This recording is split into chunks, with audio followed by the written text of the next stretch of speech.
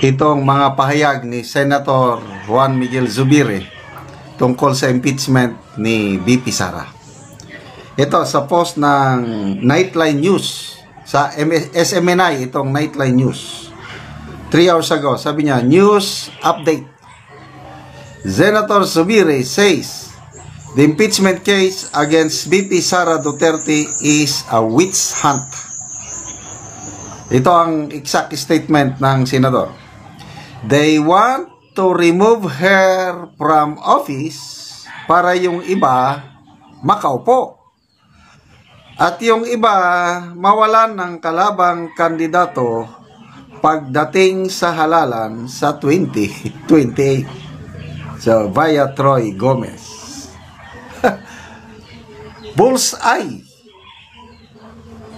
Sa itong pahayag ni Senator Zubiri, parehas yung pahayag ni Senator Amy doon sa Senate floor, I think, noong June 10, nung nagdebate sila bago nagbotohan yung back to sender yung impeachment complaint.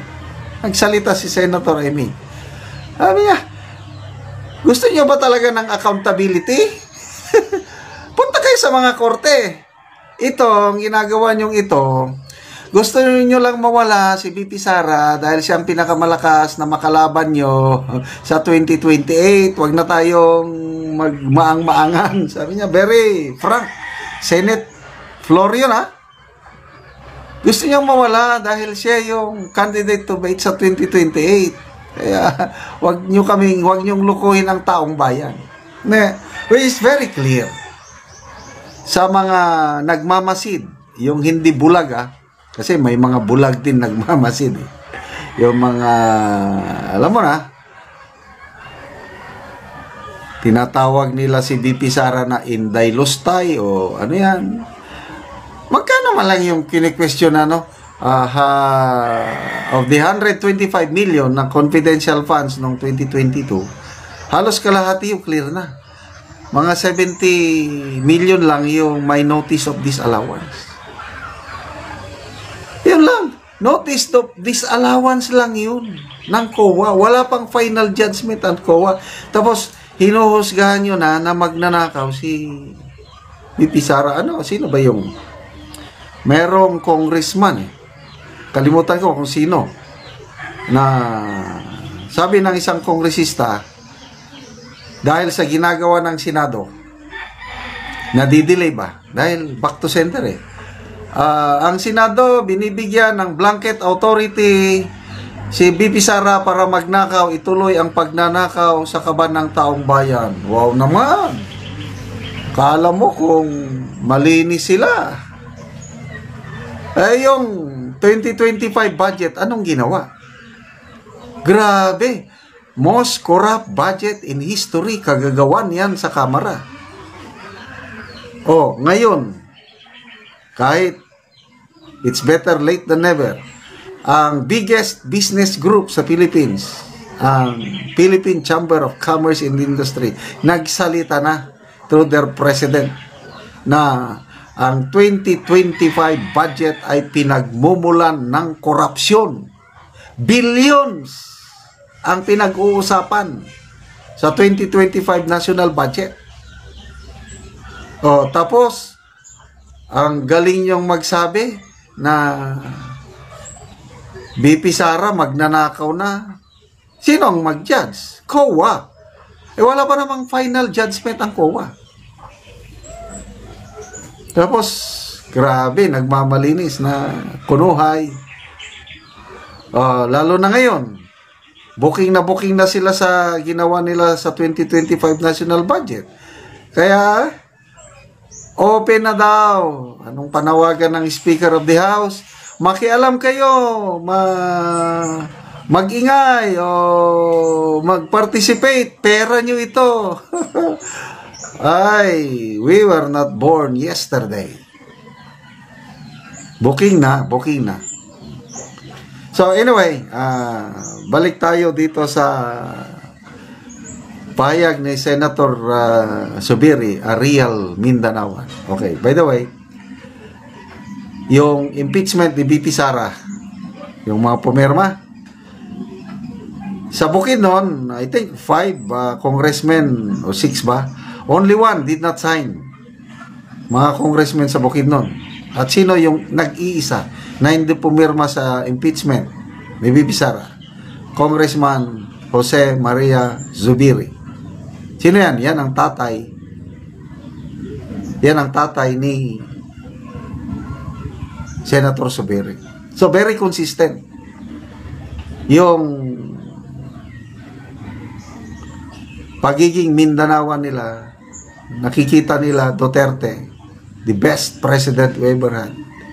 Kaya ito, salamat naman Senator Zubiri at nagsalita kayo ng ganyan na very clear na tumbok nyo talaga. And pagdating na sa botohan sa impeachment, what do you expect from Senator Zubiri? Marami na siyang pahayag tungkol niya na against siya sa impeachment. Kaya aasahan natin si Senator Zubiri na boboto pabor kay VP Sara. So, labanan sa Senate presidency, nagsalita na si Senator Jingo Estrada. We have the numbers, sabi niya, more than 13, baka maging super majority pa tayo. So, secured na ang magiging Senate President, si Senate President Escudero, siya pa rin. Kung siya pa rin, alam nyo na. Sorry na lang, hindi tayo makakapanood ng bloodbath dahil sa unang session pa lang ng impeachment court, ang pag-uusapan dyan yung issue of jurisdiction. Itong mga kongresista, mga dilawan, sabi na, ilatag mo ng ebidensya. Trabaho ng impeachment court is to try and decide. Sandali lang. Very basic sa isang korte. Tingnan nyo muna yung jurisdiction. May jurisdiction ba ang 20th Congress sa impeachment na yan na sinimulan ng 19th Congress? Yon. So, simple majority, sabi ni Senate President Escudero. 13 lang, madismiss na yung kaso. Yan na, iiyak na sila. Pag iyak, yun, tatakbo na lang sila sa Supreme Court. And bala na, in. Tungkol ito sa Senate presidency. Kinumpirma ni Senator Jinggoy Estrada na lagpas 13 senador ang sumusuporta kay Senate President Francis Escudero para manatiling Senate President sa pagbubukas ng sesyon sa 20th Congress. Ito ang exact statement ni Senator Jinggoy. We have enough numbers. More than 13, I suppose. And I think Senate President Chis Escudero is ready, secured of having his next term as Senate President. Kinumpirma rin ni Estrada ang resolusyon na umiikot para suportahan si Escudero. Dagdag ng senador, maaari silang maging super majority. Probably we can call it super majority. Okay. So, to me, this is good news para sa atin na nagmamahal sa mga Duterte. Bakit? Malala ninyo, so, Senator Soto, yung kalaban ni Senate President Escudero, malabo na eh. Malabo na.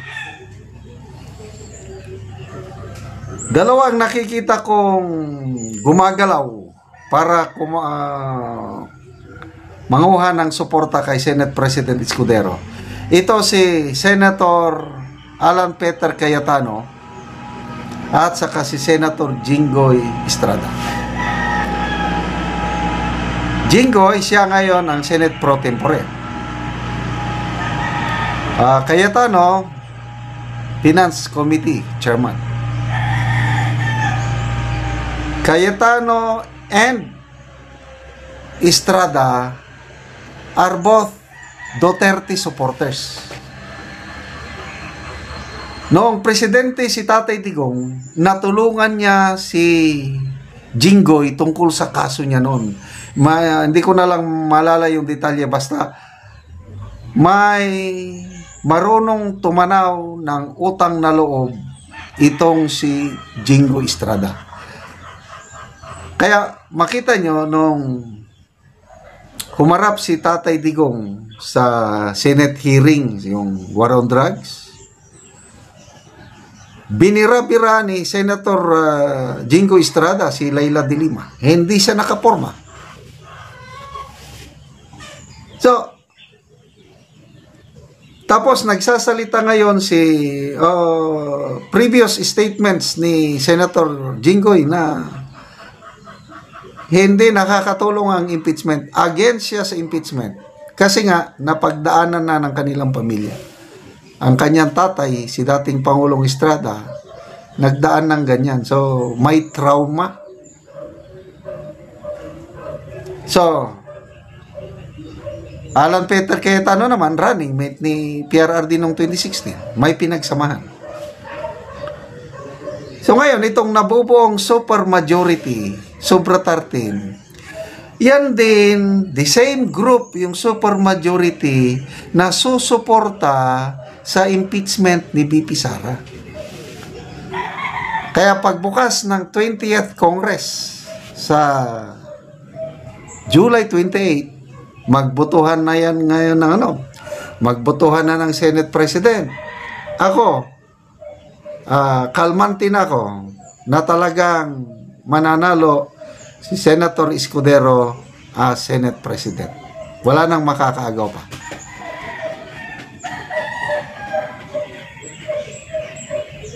Wala nang iiyak na.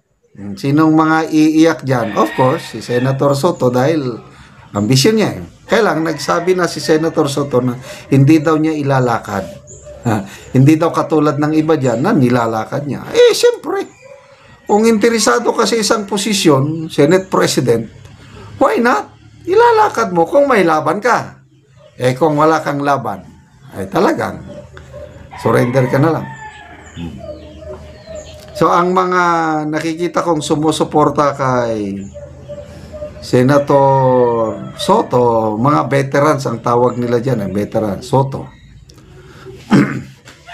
Soto, Ping Lacson, Lito Lapid, yan, Loren Ligarda, yung mga magkakasama, veteran, Subiri, kasi alam ko may konting hidwaan, Subiri and Escudero. Tapos yung mga Tolpo brothers, pito, sino pa ba? Pwede, si Hontiveros.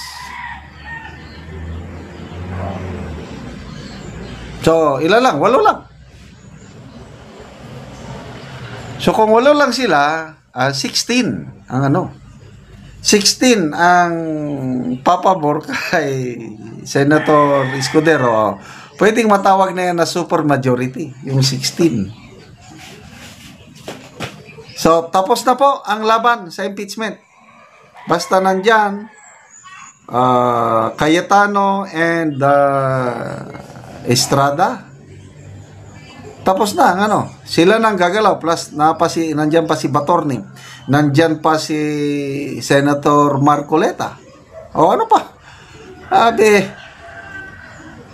Senator Marcoleta, lintik lang ang walang gante. Humanda na kayo. Hindi nyo matatanggal si BP Sara sa kanyang pwesto. Nagpayag na magkakatotoo yan. Marami nang iyak. Hontiveros, Leila de Lima, Shell Jokno, dismiss kaagad ang impeachment o ng birada pa lang sa dismiss na, tatakbo ngayon sila sa Supreme Court. Okay, so, yun na. Hintayin na natin kung ano ang desisyon ng Supreme Court. Pwede niyang utusan ang impeachment court na mag-proceed ng trial. Okay lang. After dismissal at magsabi ng Supreme Court na proceed with the trial, okay lang pa rin. Kasi yung siyam na senador lang ang kailangang mag-acquit kay BP Sara, sobra sa siyam ang kasamahan niya sa Senado.